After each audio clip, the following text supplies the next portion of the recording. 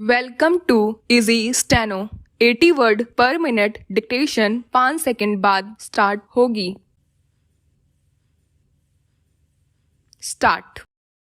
पिछले हफ्ते भारत और चीन के सेनाधिकारियों की लद्दाख क्षेत्र के कुछ विवादित मसलों पर सकारात्मक माहौल में हुई बातचीत के बाद अब चीनी विदेश मंत्री वांग यी ने उत्साहजनक बयान दिया है। उन्होंने कहा कि चीन विकास के लिए भारत के साथ काम करने को तैयार है। सीमावर्ती क्षेत्रों में पिछले 2 सालों से बने तनावपूर्ण वातावरण को भी वह समाप्त कर स्थिरता लाने के पक्ष में है। गौरतलब है कि भारत चीन सीमा विवाद को सुलझाने के लिए गठित तंत्र में वांग यी और भारत के सुरक्षा सलाहकार अजीत डोभाल विशेष प्रतिनिधि हैं। यह तंत्र अभी तक निष्क्रिय पड़ा हुआ था। वांग यी के ताजा बयान के बाद अब उसमें कुछ गतिविधियां शुरू होने की उम्मीद बनी है। अब तक दोनों देशों के सेनाधिकारियों के बीच 17 दौर की बातचीत हो चुकी है और सभी में चीन का रुख लचीला ही रहा है। इसी का नतीजा है कि लद्दाख क्षेत्र में करीब 2 साल तक गंभीर तनाव रहने के बाद भी सेनाओं को अपने अपने क्षेत्र में वापस लौटाने पर सहमति बन सकी थी। जब विदेश मंत्री के स्तर से सीमावर्ती इलाकों में स्थिरता कायम करने की बात कही गई है, इस पर जल्दी ही कोई नीतिगत फैसला आने की उम्मीद की जा सकती है।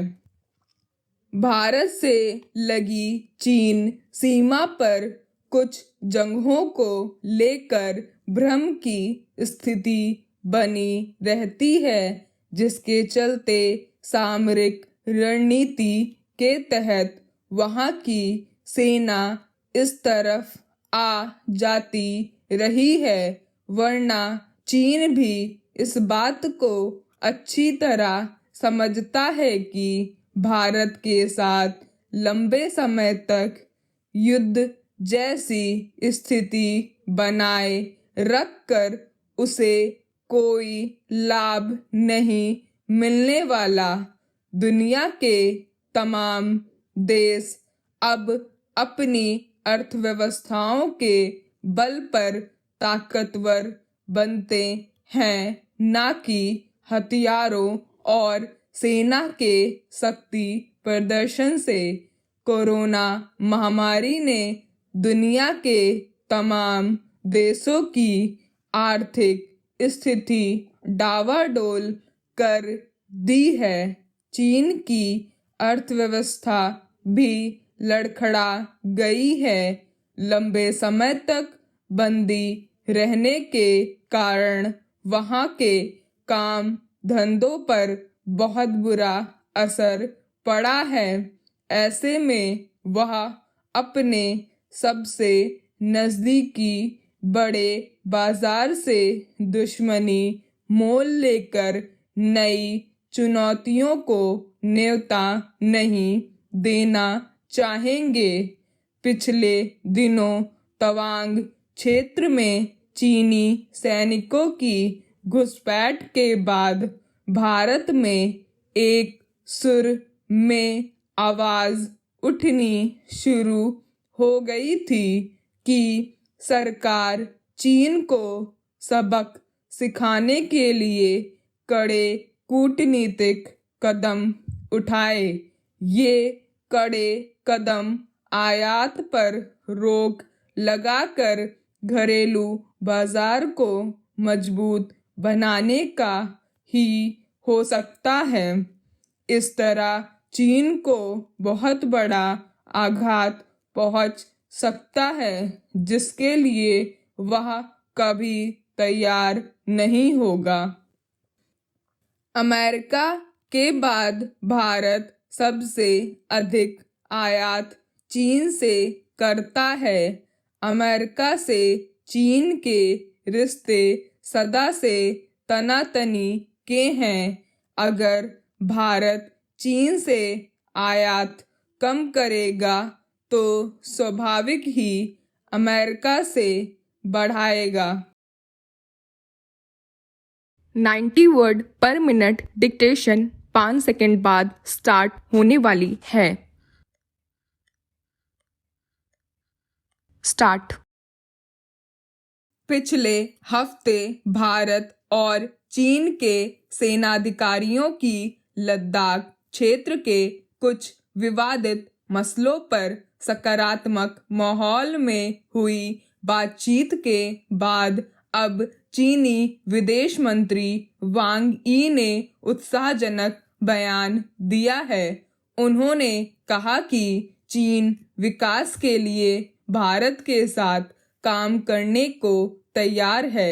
सीमावर्ती क्षेत्रों में पिछले 2 सालों से बने तनावपूर्ण वातावरण को भी वह समाप्त कर स्थिरता लाने के पक्ष में है।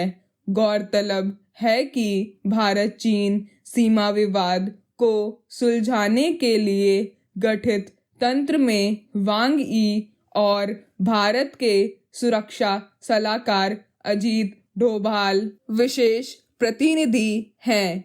यह तंत्र अभी तक निष्क्रिय पड़ा हुआ था।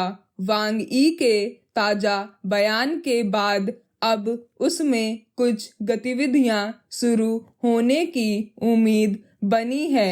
अब तक दोनों देशों के सेनाधिकारियों के बीच 17 दौर की बातचीत हो चुकी है और सभी में चीन का रुख लचीला ही रहा है। इसी का नतीजा है कि लद्दाख क्षेत्र में करीब 2 साल तक गंभीर तनाव रहने के बाद भी सेनाओं को अपने अपने क्षेत्र में वापस लौटाने पर सहमति बन सकी थी। जब विदेश मंत्री के स्तर से सीमावर्ती इलाकों में स्थिरता कायम करने की बात कही गई है, इस पर जल्दी ही कोई नीतिगत फैसला आने की उम्मीद की जा सकती है। भारत से लगी चीन सीमा पर कुछ जगहों को लेकर भ्रम की स्थिति बनी रहती है, जिसके चलते सामरिक रणनीति के तहत वहां की सेना इस तरफ आ जाती रही है। वरना चीन भी इस बात को अच्छी तरह समझता है कि भारत के साथ लंबे समय तक युद्ध जैसी स्थिति बनाए रखकर उसे कोई लाभ नहीं मिलने वाला। दुनिया के तमाम देश अब अपनी अर्थव्यवस्थाओं के बल पर ताकतवर बनते हैं, ना कि हथियारों और सेना के शक्ति प्रदर्शन से। कोरोना महामारी ने दुनिया के तमाम देशों की आर्थिक स्थिति डावाडोल कर दी है। चीन की अर्थव्यवस्था भी लड़खड़ा गई है। लंबे समय तक बंदी रहने के कारण वहां के काम धंधों पर बहुत बुरा असर पड़ा है। ऐसे में वह अपने सबसे नजदीकी बड़े बाजार से दुश्मनी मोल लेकर नई चुनौतियों को न्योता नहीं देना चाहेंगे। पिछले दिनों तवांग क्षेत्र में चीनी सैनिकों की घुसपैठ के बाद भारत में एक सुर में आवाज उठनी शुरू हो गई थी कि सरकार चीन को सबक सिखाने के लिए कड़े कूटनीतिक कदम उठाए। ये कड़े कदम आयात पर रोक लगाकर घरेलू बाजार को मजबूत बनाने का ही हो सकता है।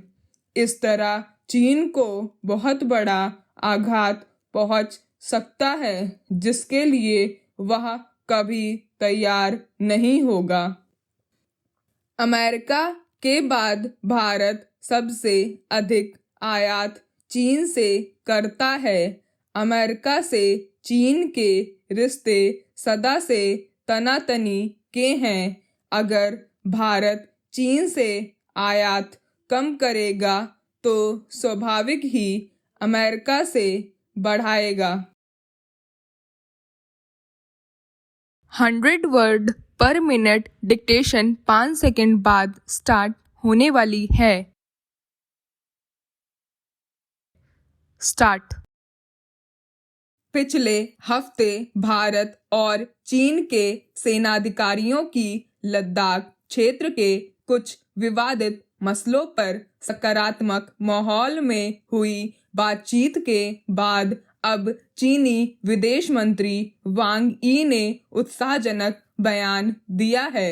उन्होंने कहा कि चीन विकास के लिए भारत के साथ काम करने को तैयार है। सीमावर्ती क्षेत्रों में पिछले 2 सालों से बने तनावपूर्ण वातावरण को भी वह समाप्त कर स्थिरता लाने के पक्ष में है। गौरतलब है कि भारत चीन सीमा विवाद को सुलझाने के लिए गठित तंत्र में वांग यी और भारत के सुरक्षा सलाहकार अजीत डोभाल विशेष प्रतिनिधि हैं। यह तंत्र अभी तक निष्क्रिय पड़ा हुआ था। वांग यी के ताजा बयान के बाद अब उसमें कुछ गतिविधियां शुरू होने की उम्मीद बनी है।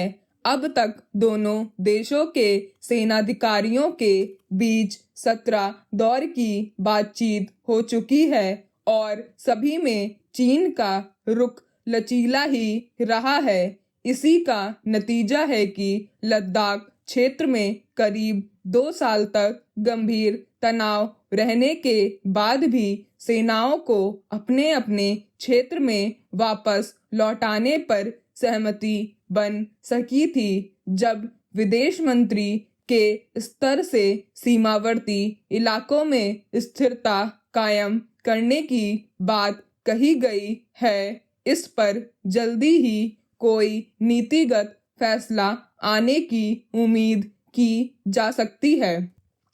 भारत से लगी चीन सीमा पर कुछ जगहों को लेकर भ्रम की स्थिति बनी रहती है, जिसके चलते सामरिक रणनीति के तहत वहां की सेना इस तरफ आ जाती रही है।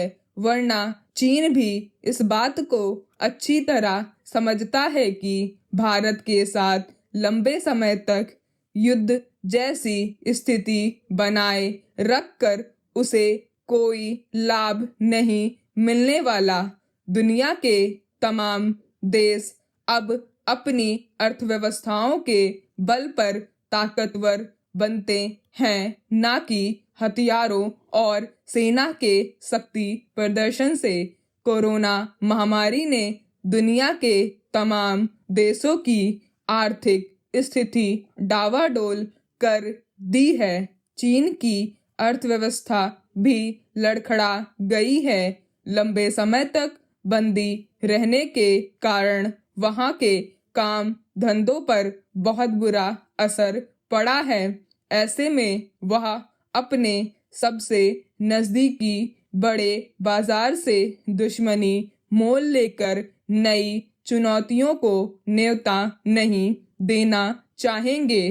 पिछले दिनों तवांग क्षेत्र में चीनी सैनिकों की घुसपैठ के बाद भारत में एक सुर में आवाज उठनी शुरू हो गई थी कि सरकार चीन को सबक सिखाने के लिए कड़े कूटनीतिक कदम उठाए। ये कड़े कदम आयात पर रोक लगाकर घरेलू बाजार को मजबूत बनाने का ही हो सकता है। इस तरह चीन को बहुत बड़ा आघात पहुंच सकता है जिसके लिए वह कभी तैयार नहीं होगा। अमेरिका के बाद भारत सबसे अधिक आयात चीन से करता है। अमेरिका से चीन के रिश्ते सदा से तनातनी के हैं। अगर भारत चीन से आयात कम करेगा तो स्वाभाविक ही अमेरिका से बढ़ाएगा।